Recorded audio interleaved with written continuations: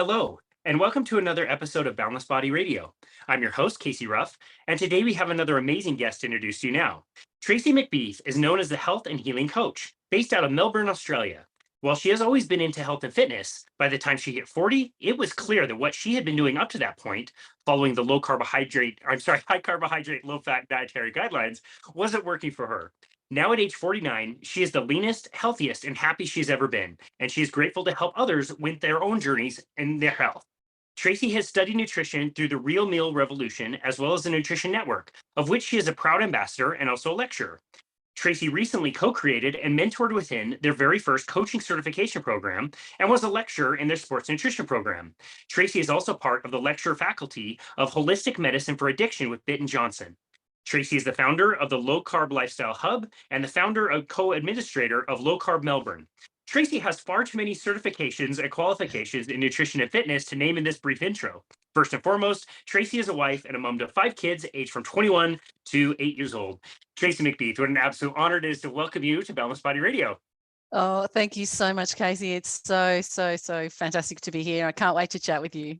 Can't wait to chat with you. This has been months in the making. Once you've been in the low carbohydrate space, you get really twisted up when you try to say the low, or the low fat. I know. I'm still messing up. Yeah, the high carbohydrate, low fat. It's really hard to say when you've been used to low carbohydrate. That's right, it is. But we know just total opposite, right? The total opposite of how we have done it and how I had done it until I was 40. Yeah, Total opposite. So wild. Has to be exactly the opposite. I'm really happy that I found this community. I'm really happy to be sharing this message. We started this podcast in October of 2020. We've been able to put out 3 episodes a week, which has been great. I've been able to talk with people and meet with people all over the world, and I'm really proud of that. And when I look at all of the things that you do and the books and the podcasts, you've done 4 of those. The conferences you've organized, I just sit and think, I'm not doing enough. I'm not doing enough. I'm not putting enough of this energy out there. You are working so hard to share this message. It's so inspirational. Oh, well, first of all, you are doing enough. And, that whole I'm not doing enough and comparing ourselves to others is so normal. Everyone's brain does it, but you are absolutely doing enough. And I think too, when we find something that we're deeply passionate about and it becomes a part of who we are. I mean, that's what my work is and what my job is. And it's not work. I literally show up to my day with gratitude and excitement that I actually get to do what it is I truly love, which is spreading hope, showing people, or I guess removing the barriers that we know are there for people to, number one, access the right information. That is massive. I mean, and that is an ongoing journey. And I think all of us do our part in helping people to overcome a lot of those barriers. But, and then, I just kind of do what occurs to me, like I don't, as I said, feel like I'm working really hard. I just know that I'm here for a reason and this is my purpose.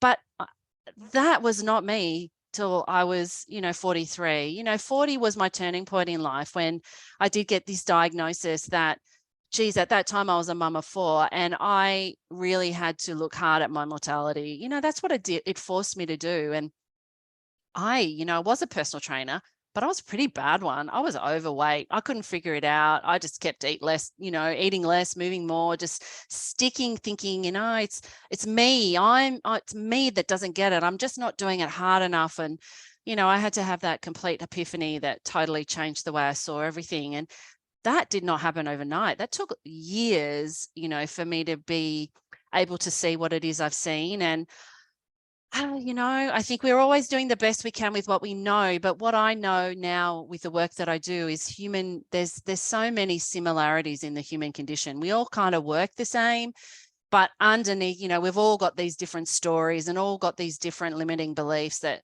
tend to stop us from challenging, what it is that we see and what it is that we do. And when we start doing that, it just opens up a whole new world. And that's what's happened to me. And I'm a living example of that. I don't operate like, you won't get me at work as this type of person and at home as this type of person and with my friends as this type of person. I'm me. I I know who I am. I've done the work to, I guess, let go of all those things and those stories and those beliefs about who I thought I was and what I thought I was capable of. And my goal in life is simply to show up to every single day and be present with what it is and what I'm doing. And that just provides me with a huge amount of richness and doesn't feel like I'm working. I do get tired. I do get sick. I'm recovering from the flu, which I get once every couple of years. We still get sick.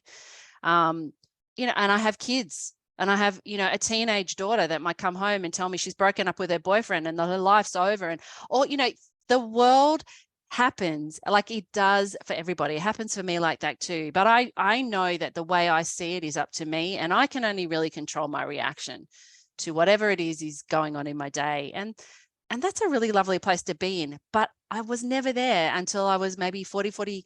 I started seeing it at 40. 43, 44, 45, really I'd say the last 4 or 5 years, it's like I describe it, I'm swimming in a pond. I'm just, swimming along, feeling good, loving it. Up pops a rubber ducky or something. And I'm really curious about it. So I play with it for a bit and I hold it. I see whether there's something in there for me. And that might look like, a summit or another podcast or a book, or I don't know, like I just started a Substack, like just things like that occur to me because these little rubber ducks pop up, and sometimes I'll just let them go. They're not for me, but that's how I live my life. And it's just, I know it sounds really weird, but it's kind of just the antithesis of everything. We talked about the low fat, high carbohydrate diet and how, we flipped that on its head. I see my life as just it's flipped on its head, but nothing's changed. Nothing's changed out there. I still have a wonderful husband. I've got 5 kids now instead of 4. And I'm still who I am. Well, I'm still me. Nothing else has changed. It's just really what I've seen and, how I now choose to show up to my life. Yeah, I love that. And your life is such a cool convergence of finding low carbohydrate diets, really addressing, kind of issues with yourself and how you want to present yourself, up to writing your latest book you have today, which is absolutely wonderful and very insightful. And it really is incredible and amazing to me to see when we get the nutrition right. It really seems like some of those other things tend to fall into place much better. I've said this recently on an episode we did, like carnivore, low carb, whatever makes everything else easier. If you're doing mental health treatment, if you're on low carb, it's going to be easier. Training is going to be easier. All your relationships, the way you show up and be present in your life, everything is going to be better because you're feeding your own human body the right human food. Do you agree? I agree 1000%.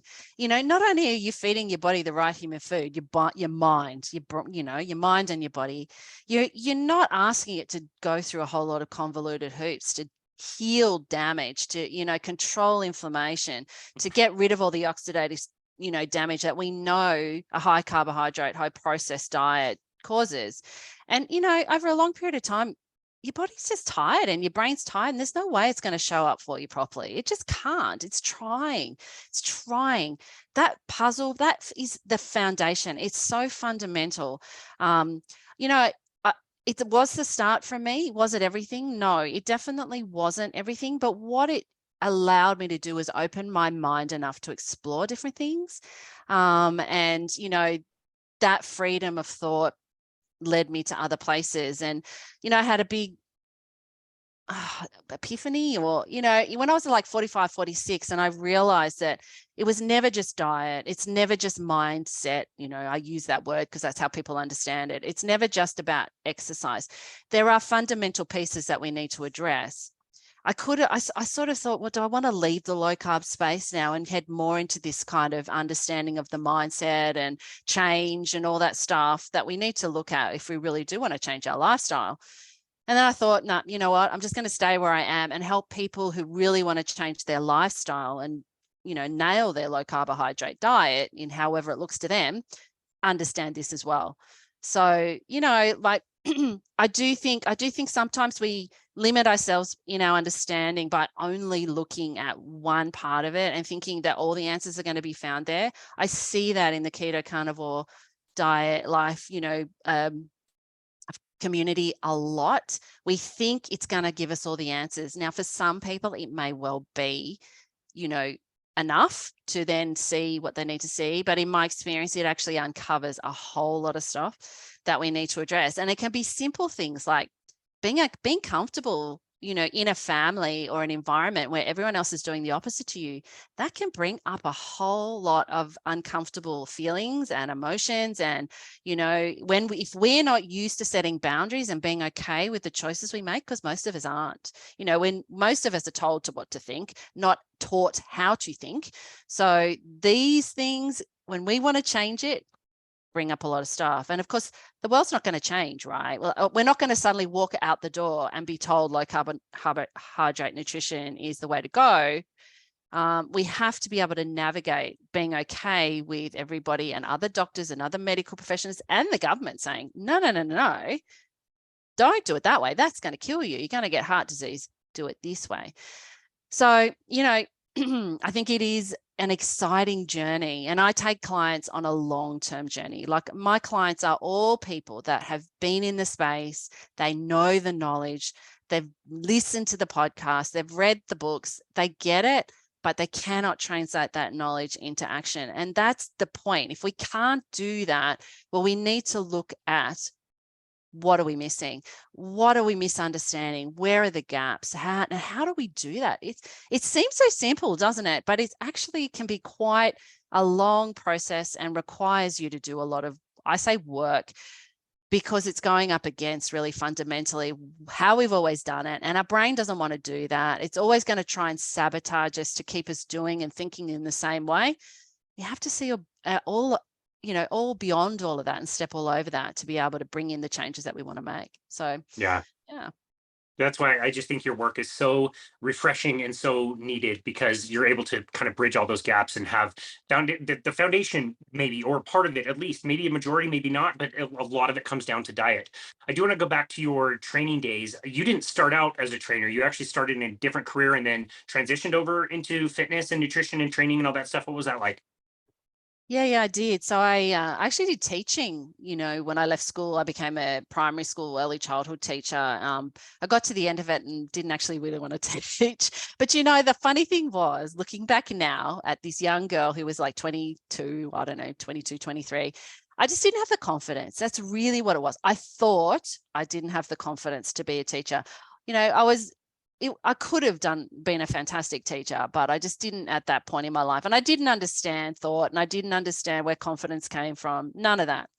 So in the end, I got a job in human resources. Isn't that funny?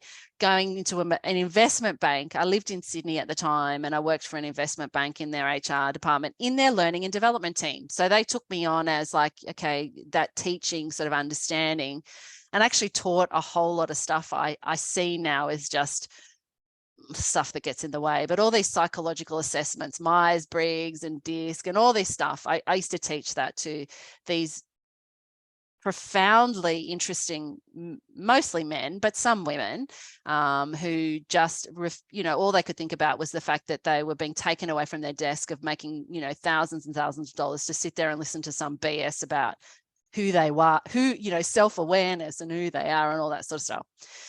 So it was fascinating. I was thrown into the fire.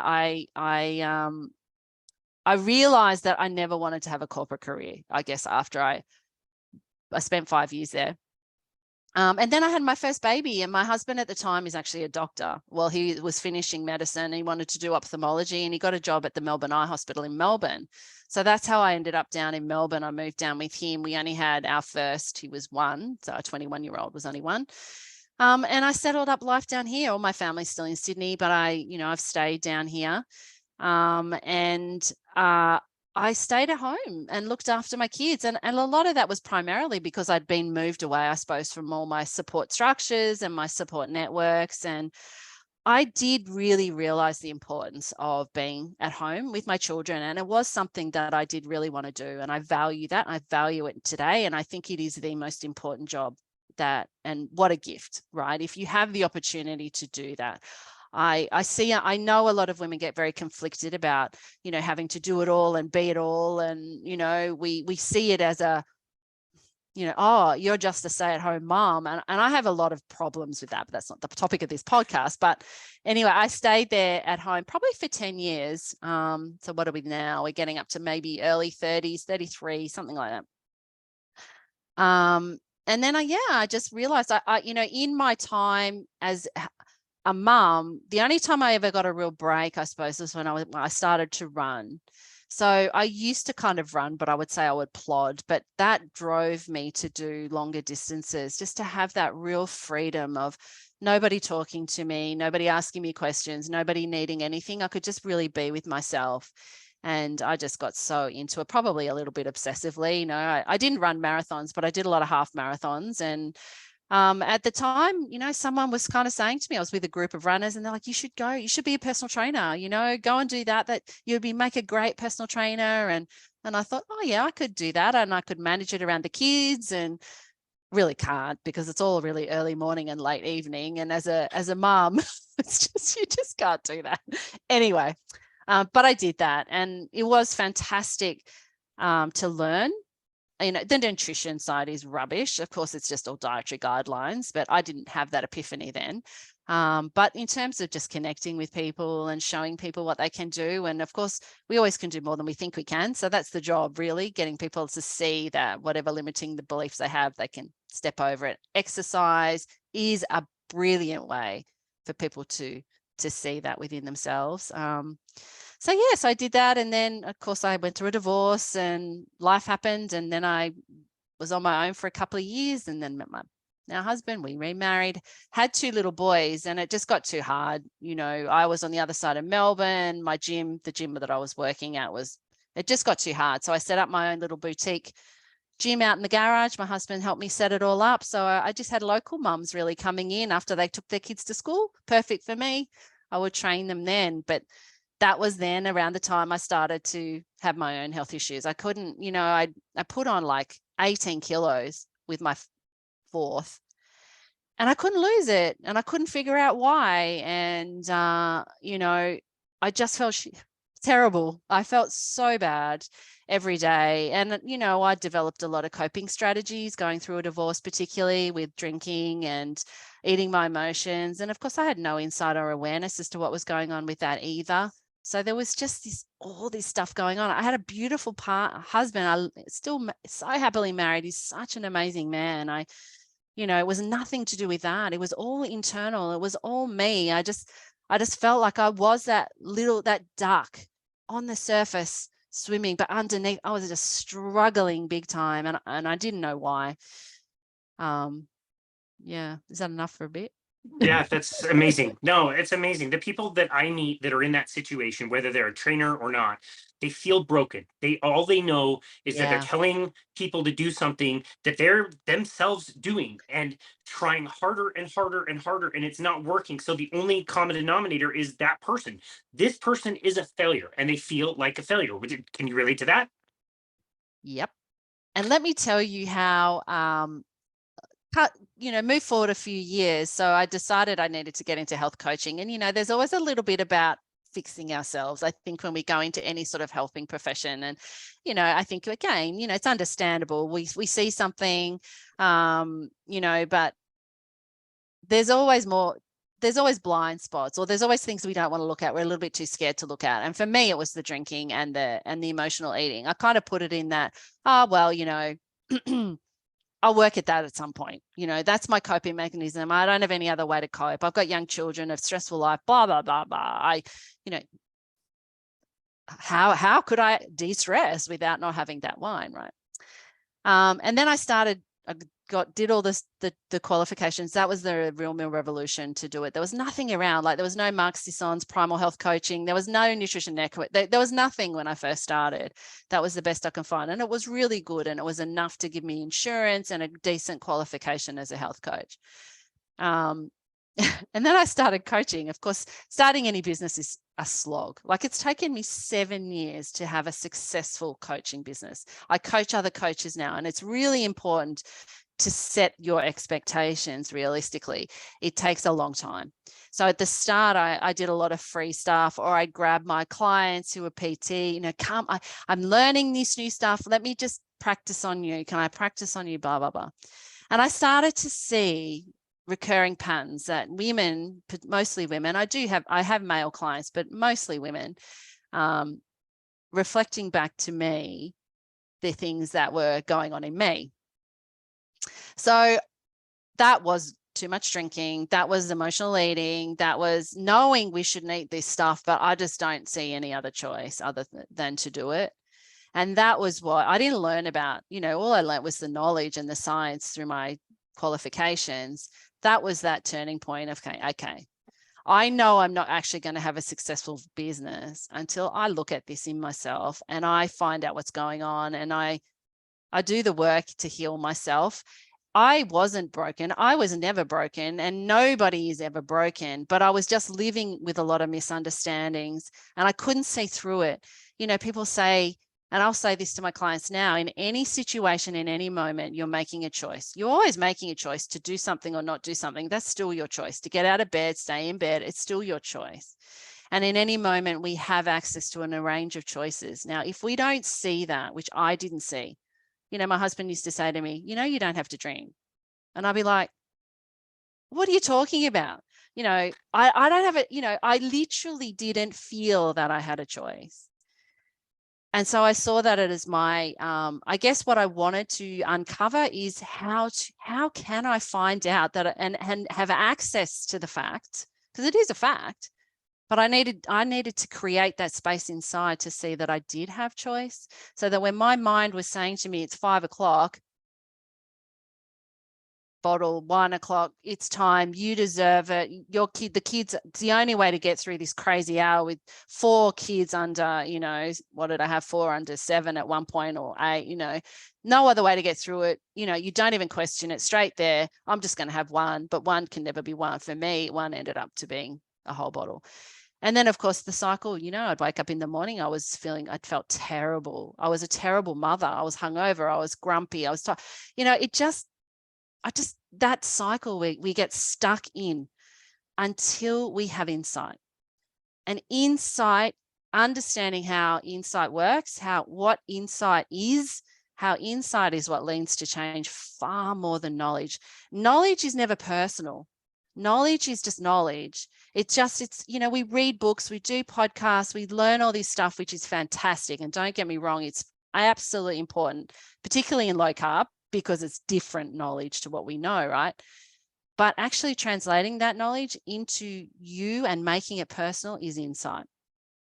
And we've all got that potential, but most of us don't really understand or know where to look to find it and how to make it happen. And that's what I did.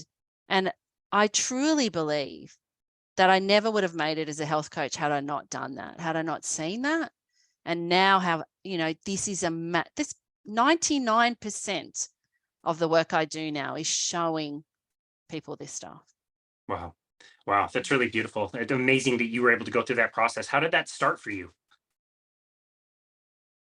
Wow, it just started because I finally acknowledged that there was more I had to see, and that I wasn't, I had to confront the fact that I was doing stuff to myself. I was damaging myself, and it was almost like I was betraying myself every day. And I wake up each morning going, no, I promise I'm not going to do it today, but I did.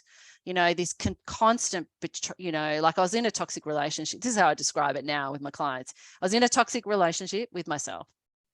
And a lot of us are, and we don't mean to be, but we don't know how to get out of it. And the sugar addiction is very real and very much a part of, the drinking and the sugar. It's all connected. I mean, I have addiction. I grew up with a brother who was an addict. I had a grandfather who was an alcoholic. It's very much been a part of my life. I never labeled myself as an addict, and I wouldn't now, because I've healed and I see the potential. I think sometimes labels can be helpful, but they can also limit our responsibility to do their own healing. And I'll say this now, that every one of my clients, I will show you, I will be beside you, I'll go down when you fall, and I'll stand up with you when you stand up. But I cannot do this work for you, and nobody can. It is yours and it is your responsibility. And until you're ready to own that, it doesn't matter how much knowledge you have, nothing will change. That's right. Yeah, that's right. Wow. Yeah, such a good insight. Tell us a little bit about how the diet started to get integrated into your healing process. I think, well, as I said, it was definitely the first piece. And I think the fact that it just allowed me to shift or to question my beliefs. I mean, that's massive. When you first start doing it, you start looking, oh, maybe what they're telling me is not right, or maybe what I believed. And it is really scary where they say at first the truth will and piss you off and then it'll set you free, right? But it's scary to think that what you've held on to and what you've believed for such a long time might be wrong. So, but once you start doing that, you do it with everything. I question everything. I question every thought. I hardly pay attention to any thought I have really at the now, because most of it's just conditioned habitual stuff that will still come up, that I just kind of, whatever.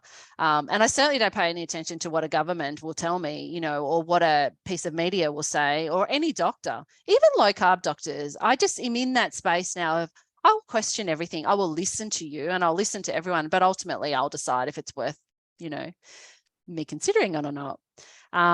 So it kind of just, as I said, it integrated very much. I'll tell you what happened with when I found Insight Understanding. So, which was so many different teachers, so many different learnings, and over a number of years that I did this. But I always kind of had clients.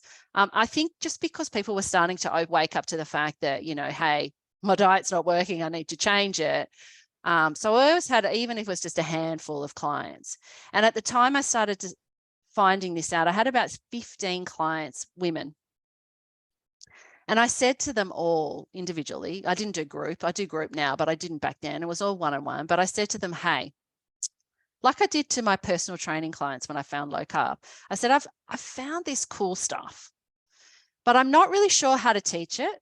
And I'm not really sure how to explain it, but I just want to share it with you. And not going to charge you anything, but are you interested in just exploring this with me for as long as we want to do that? So I can learn how to teach it, how it looks, and see it from your perspective.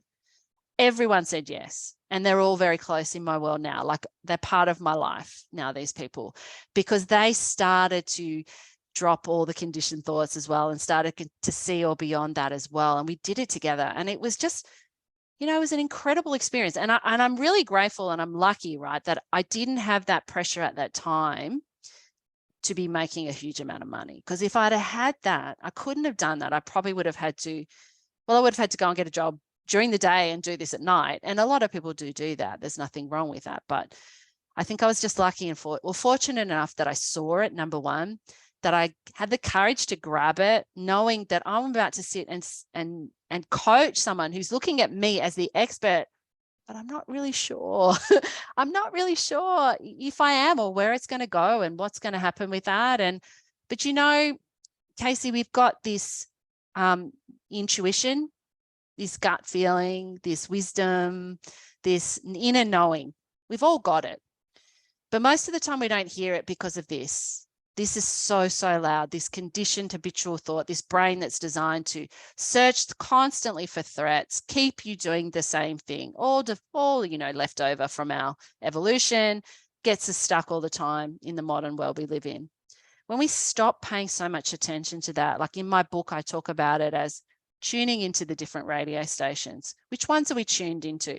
We can turn that down and turn this one up.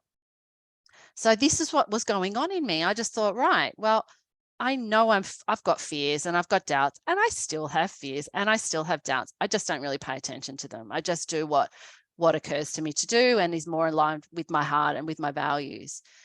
And I was very new at it back then, but I knew enough to just do it, like step over and do it. And it just grew from there. And it has evolved, and I don't know, like I've thrown stuff out that nobody's grabbed. I've put I've put programs together. No one's bought, no one's signed up to. It's all part of it. It doesn't mean you're a failure or you can't coach or you don't know enough. It just it's an experiment. Didn't work. So you try something new. And that's how I operate now. And so it's a long-winded answer to your question, but the diet is fundamental. I've got masterclasses that I run on foundation puzzle pieces. And one of them is obviously nutrition. One of them is how we work as human beings. Before the psychology, before the stories, where is our experience of life coming from?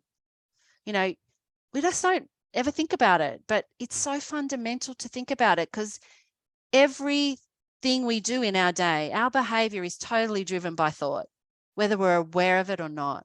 So if we want to change our behavior, we can either just focus on the tip of the iceberg, which is trying to white knuckle or discipline our way into changing the behavior from A to B, or we can understand what's going on underneath the water.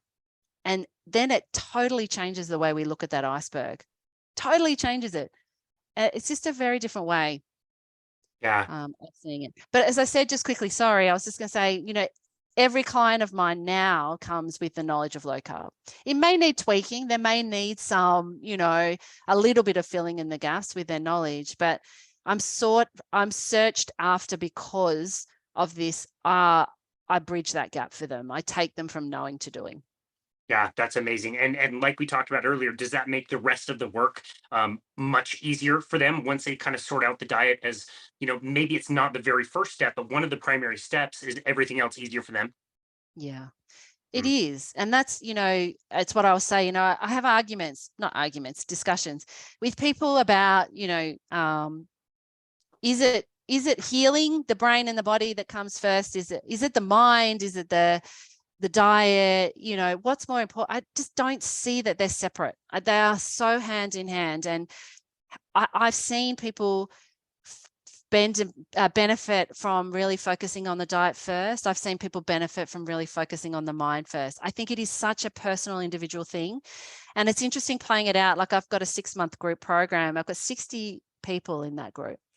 And watching it play out in a group setting, because it's not individual. You know, some of those people do come for one-on-one sessions as well, but in a group setting, all I can give you is the awareness and the knowledge of how it works.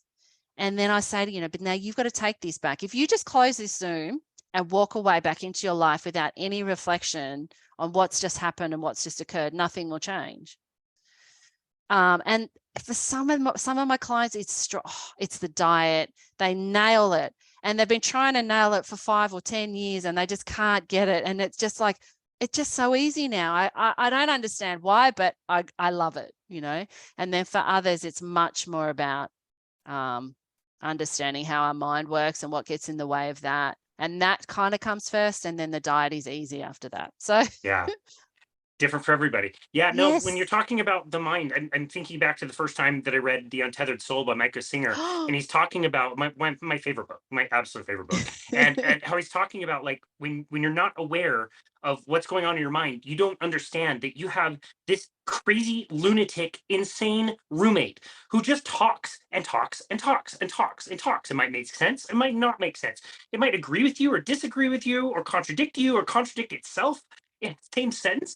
And you realize, like, if I was sharing a pad with somebody like this, I would kick them out. There's no chance. But that's what we have going on in our heads all the time. And it's only that awareness of the ability to, like, step back and go, oh, okay, it's just gonna run, let it talk, observe it, step back, and then you can see it for what it actually is. It's so Yeah. important. Oh my gosh. I love that you've read that book. That was I read that about 5 years ago, I think, 4 or 5 years ago. A fundamental impact on me. It's a brilliant book. And I remember when he talked about that, and I remember just sitting there going, what the like, What? yes, of course. That makes so much sense. And actually, I just wrote about Michael Singer today. One of his quotes with part of my group is I have a because healing is a daily event, right? When we're starting to show up for ourselves, we have to show up for ourselves every day in the beginning, because we're so up against the power of our subconscious mind that wants to keep us doing the same things. So a big part of that is we have 2 group Zoom sessions a week, but every morning, apart from the weekend, but Monday to Friday, I'm up early and I will share an insight to a WhatsApp group for my people, just to help them to look. and set themselves up for the day.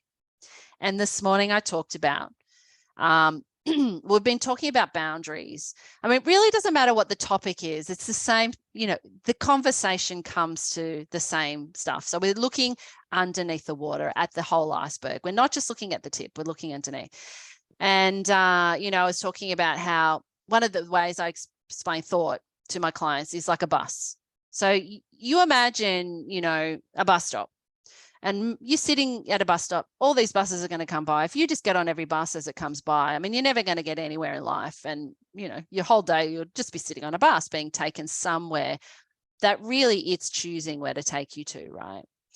We start to see our thinking as buses. We start to see that thought. So this is how I actually stopped drinking. That thought, that 5 o'clock thought that I needed it, blah, blah, blah, blah, that to me became just like a bus. It's a bus going past. Now, I had the choice whether I jumped on that or not. This is how I saw space. This is how I saw I could be separate. It wasn't who I am. My thinking isn't me. It was just a bus. It was just thought. It's just passing through. Whether, I grab onto that was up to me. And Michael's quote, so it's in my book too. I did an insight from this quote, the one that says, there is nothing more important to true growth than realizing you are not the voice of the mind. You are the one who hears it. Hit me. When we get an insight, I talk about it like you get hit like a wet fish in the face. It's like, Totally. It's so obvious when you see it, but until you see it, it is completely blind. You can't see it. Yeah. And so his book was fundamental in helping me, really see all this in my life. And what we tend to do is we get this understanding and then we put it to a context. So for me, it was my drinking and my emotional eating. And then I kind of got that to a place where I felt like I had choice. Now, I still, and I say this, my clients can't believe it, I will still get an urge after I eat for something sweet, because from a very, very young age, probably when I was in my mum's tum, sweet was a big part of my life. I ate dinner to get dessert. The conditioned thought and all the associated stuff that comes with that is so deep that every time I eat, I get a bus coming past that says, do you want dessert? Time for sweet. It still comes by, but I don't jump on it anymore. I just see it for what it is. Sometimes I don't even notice it now, but I know it's kind of still there. Doesn't frighten me. I'm not frightened of buses anymore. I'm not frightened of all the thinking that comes up. But then once I and this is what happens with my clients too, in this long-term space, it's just so amazing to see. They'll be focused on this area, whether it's maybe a work or it's usually their diet and their relationship to food and stuff like that.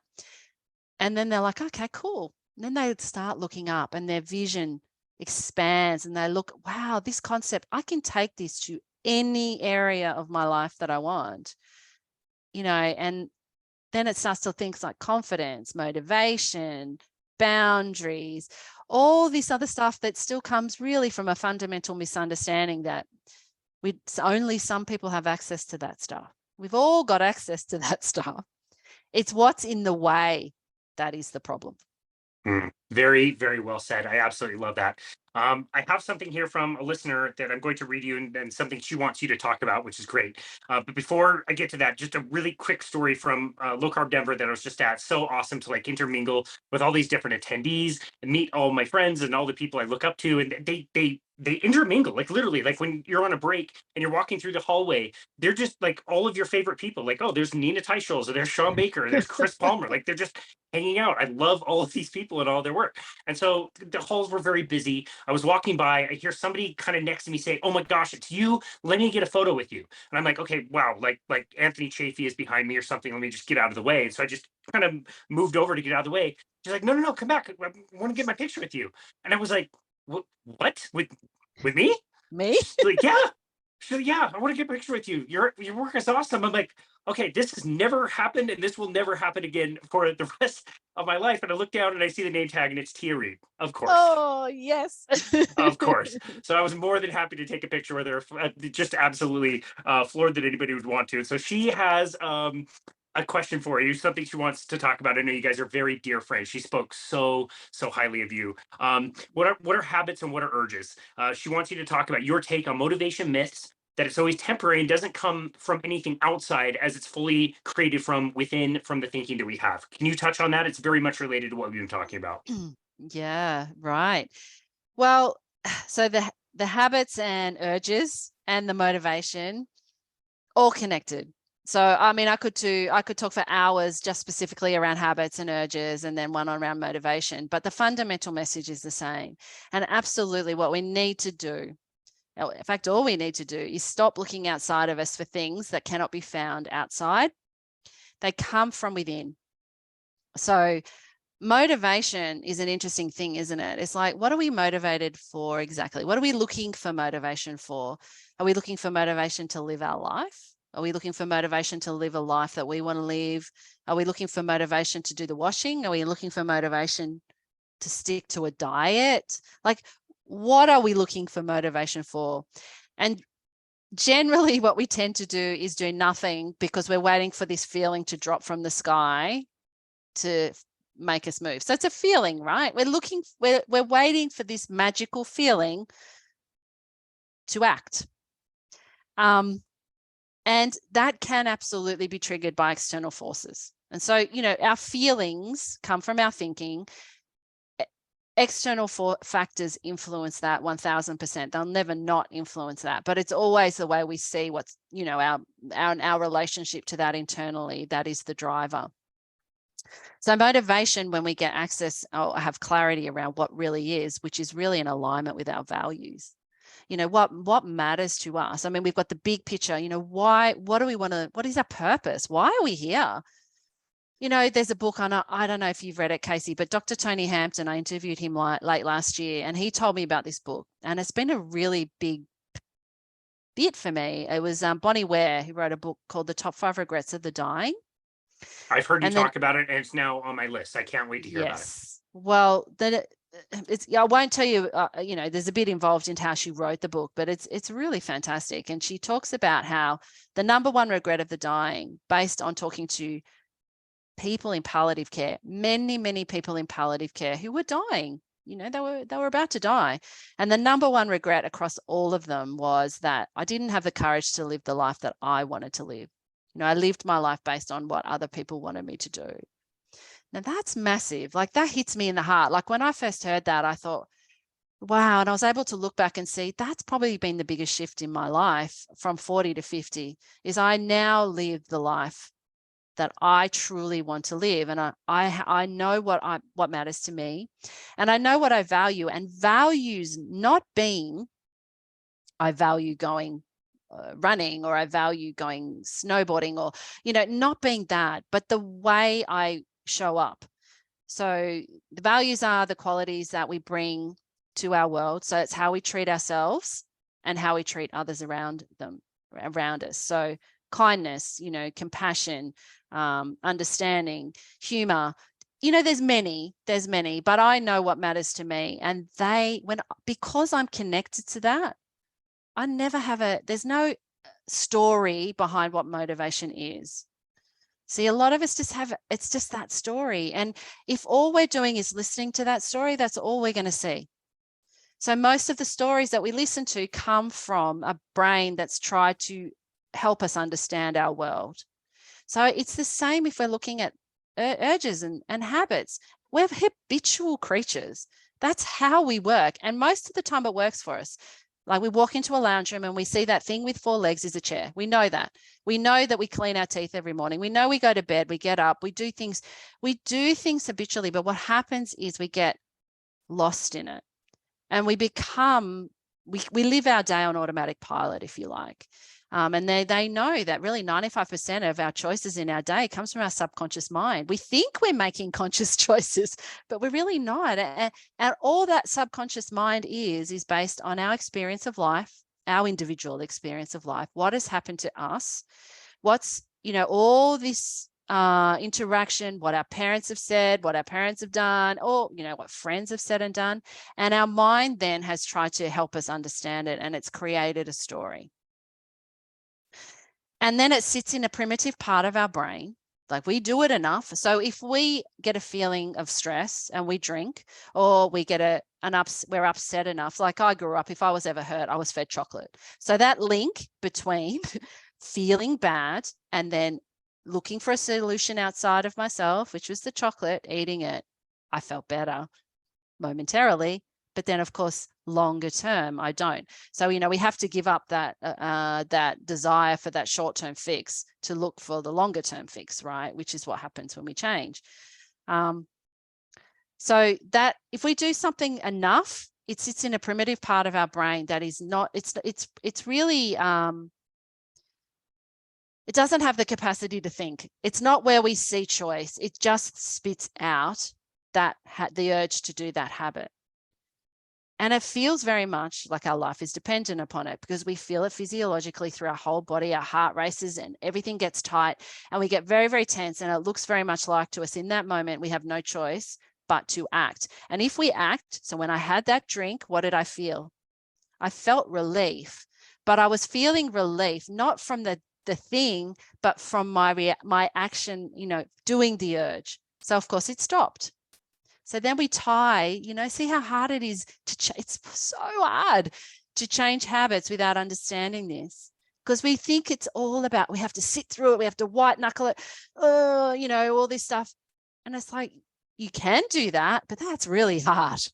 Or you can understand where it's all coming on in the first place and understand that is energy flowing through you, through the form of a story that says, if you don't have this drink, you will die.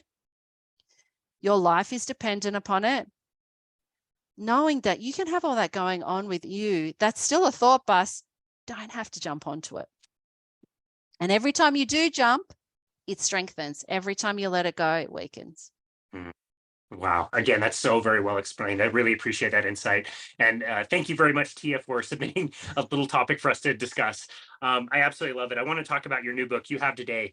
Such a cool story about how this book was written. Not exactly you sitting down and saying, I'm going to write a book, was it? No. And, a couple of people have said, oh, you got to write another one. Because I did this in 2021, but I couldn't. If I actually sat down and said, right, pen, go, I'd be like, no. So yeah, it was written unintentionally. And I think that's why I don't know, it's just people resonate with it, because we were in Melbourne, lockdown number 7, just horrendous lockdowns here. It was just, awful. And I had this epiphany when we got put in another one that was supposed to be only 2 weeks, and we knew it would be 6 months. And I could see how much, people were suffering. People are always suffering. That's part of the human condition. But particularly during this time, I thought, well, I've got insight that I want to share. I just want to show people what's going on to help them see what they can control and what they can't. So I have a bit of an Instagram following. So I said, hey, for the next year, I was going to do a year. For the next year, I'm going to show up every day and just share some insight. And I didn't pre-plan it. It's literally what I do now with my group. I get up early. I sit in a quiet space and I just see what comes. And it's just it's beautiful for me. And I got to share that way. And I got to day 100 and the little rubber ducky went past and it said, you've got a book. And I was like, holy crap, I could put this together as a book. Why couldn't I do that? Oh, you can't do that. You're not an author. You're not a writer, blah, blah, blah, blah. You can't do that. Shh, you stop. I grabbed the duck and I said to my followers, I said, I'm taking all this off now, but it's going to come back. I'm just going to put it together as a book. And I didn't overthink it, but I sent it to some people to read and just help me refine it a little bit. And I sent it to someone that could edit it for me and format it and do all that. And that's how it happened. And literally the day before it was about to be published, I was full of insecure thinking. I've had a lot of habitual thought around being criticized. Just growing up in a family where I wasn't allowed to think for myself. It was very much groupthink and codependency because my mum's mood was dependent on my brother. And, it's no one's fault. It's just how it is. And, I had to really, I had a lot of thought buses around my worth being tied to what people think of me and what they say to me, and a deep, deep fear of being criticized. So if what I What if something was wrong? What if someone said I was a fraud? What if I just had to have all that there, and I pressed publish anyway. So, but this is what happens in people's heads. This is what goes on in everyone's mind. But the more we live in that, the less we see of the big world. And there's so much more available than what these stories are.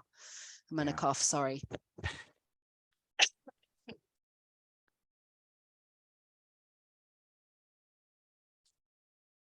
So there you go. Yeah. Well, that's fantastic. The book is absolutely beautiful. I know you've also spun it off into another podcast, which is also fantastic. What are some insights from your book that are really kind of standing out to you lately?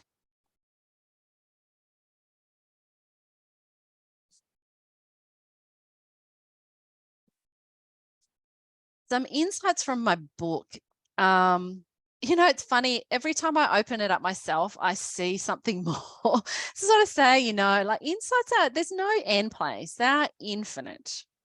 Yeah, I was just going to say, a book like this, you could read perpetually for the rest of your life. And even if it's the same 100 insights that I'm reading, you're a different person. You've gained more experience. You have different sight. You might be feeling something different on a particular day. Like there would be no end to reading the exact same book and taking something different out of it every single day. Yeah, totally. I totally agree. And in that, in that space where I am, where I get to teach this stuff every day. Every time I write, because I don't use the same stuff all the time. I just can't, because how can I when I've seen something new? I have to it's constantly fresh and it's constantly new. Same principles, but the way I share it might, look a little different, or I've seen something different in it. And that's the beauty of it. And with the book, what a lot of people do is they kind of read it once because they're intrigued, right? But there isn't a flow. There are themes. Like, it is designed to read one insight, and that's it. That's enough. There's plenty in one insight to show you something if you want to look. But what people then tend to do is just sit and just open it, and just that trust that there's something in there for them to see. There's something in that will help them with whatever looks like a problem, or whatever, they can't see beyond. If something's just, just kind of present that they can't see through, there might be something in that to help them. And yeah, there's repeated themes, and there's a reason behind that, because the obvious stuff like this is so hard to see. We have to look at it many, many times and through many, many processes to see and to really see it beyond the intellect. That's a big thing. People who are really tied to their intellect and their knowledge, they struggle the most with this, I think, more than anybody else. And that's just how it is. If we think thought is all there is, it's going to be harder for us to see, well, that's just made up and totally optional. And what else is there apart from what I believe? And that can be quite confronting, but it's ultimately, just so freeing to say, well, there could be anything. What a great, way to live life, that the way I see anything is totally optional and totally how I want to see it. Well, that's amazing. Again, I love the book. What are you working on for the future? This could be, I have no idea what I'm walking into with this question. You're always working on something. What do you have going on for the future? Well, I've got a few things coming up. So I'm definitely looking to get into the more mentoring side of things, but outside the low carb space now. I really want to, I think, just help women who wherever they are in their life, just see something fresh and understand, what's in the way, and allow them, I want my clients to not need me. I'm about helping them. I use the analogy of the butterfly all the time, because that's really what it's about. They're healing and learning to trust themselves. That trust in you is the goal. Because if you trust yourself and you have access to an array of ideas and options, you will turn up to any experience in life and just know how to handle it. You just have that trust. Like, that's, I think, the ultimate. And I want to help others, who are not necessarily in the low carb space with that. I've been asked to do a TED talk, which is very, very exciting. Wow. It's not formally announced yet. It will be next month. But I think that's going to be the most incredible opportunity I've ever had. And I'm going to talk about thought. So yeah, who knows what might come from that. I think, as I said to you, Casey, I'm just so content in the now and just swimming with what I'm swimming, and whatever comes my way, I'll grab. But, as I said, I don't know. I don't know, but it's a lot of fun.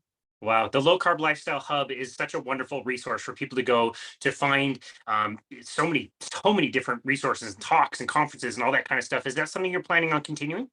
Yes. So I almost wanted to sell it. I come and go with that because it's been I started that. I actually started that to educate my family. Isn't it interesting? Like family tend to not listen to you or to me. We get that a lot. I have, really good friends who are GPs, and, their mothers won't listen to them, but they might listen to me. So you know what I mean? Like, it's just how we work again as well. And I started that because I could see my brothers and my parents, just they weren't wanting to see beyond what they were told. And so I wanted a platform that was separate from me. I mean, you really don't know that it's me that's behind it. You get some idea, I suppose, but I wanted it. It's got nothing to do with my business. It's a standalone business. And the purpose is to get the information out there for people, to remove a barrier, right? And yeah, as I said, it's been a labor of love. I put a lot of money and a lot of effort and time into it, and I nearly did want to sell it, but then I thought, you know what, it's still something that brings me a lot of joy, and I believe in it. So I've hired someone just to help me run it and, do a bit of the admin for it. And I think it's important, we know, Casey, access to information is hard, and it's getting harder because there is just so many platforms now, and people can put up whatever they like, whatever suits their agenda. And again, I just come back to, I just work in truths, and truths don't care what you believe.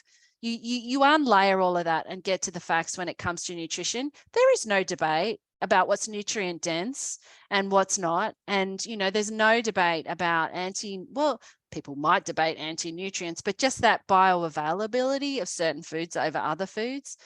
I mean, it does, the whole plant-based, agenda, we know it's an agenda, and it's not based on science, and it's certainly not based on fact, but it is everywhere. And people are convinced that they have to go down that path to be good to them and the planet. So that's the double, don't just do it for you, do it for the planet. That's It's right. crap. It's crap. It's And crap. we know it's crap, and most people listening probably know it's crap. But you walk outside the bubble of the low carb space, and most people have no idea.